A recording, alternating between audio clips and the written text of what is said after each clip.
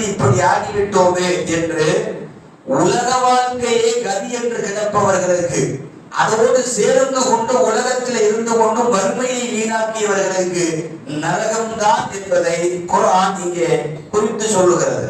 நாம் இங்கே யோசிக்க முடியும், அது சொர்க்கவாதியாக இருந்தாலும் சரி, நரகவாதியாக இருந்தாலும் சரி, வீணாய் ஒரு காலத்தை கணிப்பவர்கள் கண்டிப்பாய் அது சொர்க்கமாக இருந்தாலும் சரி, நரகமாக இருந்தாலும் சரி, அது குறித்து அவர்கள் பின்னால் கவலைப்படுவார்கள் என்பது குர்ஆன் நமக்கு சொல்லுகிற ஒரு படிப்பினை செய்தி.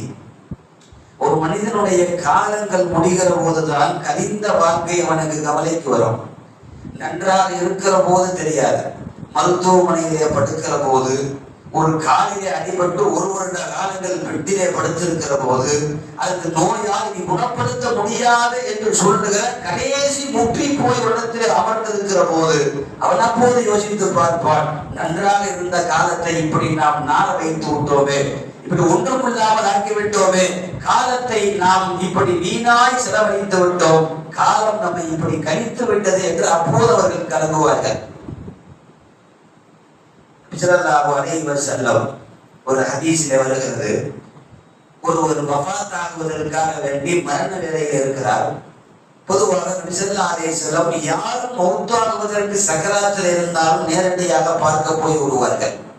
சஹாபாக்களை அழைத்து கொண்டு நபி ஸல்லல்லாஹு அலைஹி வஸல்லம் மதீனாவிலே ஒரு இடத்திலே ஒருவர் மரண படுக்கையில் இருக்கிறார். அவர் முஸ்லிம் தான், தொழுகையாளிதான். அவரை பார்ப்பதற்கு பெருமானார் போனார்கள். சில நேரங்களிலே கலிமா சொல்லி கொடுப்பார்கள், அவர்களுக்காக துஆ செய்வார்கள். அப்படி உள்ளே போகிற போது கலிமா சொல்லி கொடுத்தார்கள். மௌத்தாகிற அந்த கடைசி விளிம்பிலே இருக்கிறவர் அவர் 2-3 வார்த்தை சொன்னார். ஹதீஸிலே இந்த வார்த்தை அப்படியே வருகிறது, லைத்தஹு கான ஜதீதா, புதுசா இருந்திருந்தா நல்லா இருக்குமே அப்படின்னு ஒரு வார்த்தை. லைத்தஹு கான பஈதா, கொஞ்சம் தூரமா இருந்திருந்தா நல்லா இருக்குமே அப்படின்னு ஒரு வார்த்தை. லைத்தஹு கான காமிலா, கொஞ்சம் முழுசா பரிபூர்ணமா இருந்திருந்தா நல்லா இருக்குமே என்று சொல்லி கலிமா சொல்லி மௌத்தாகி விட்டார். சஹாபாக்கள் எல்லாம் எப்போதும் போல் பெருமானிடத்திலே கேட்டார்கள், யாரும் சொல்லலாம், நீங்கள் கலிமா சொல்லி கொடுத்தீர்கள். அவர் சொன்னார்.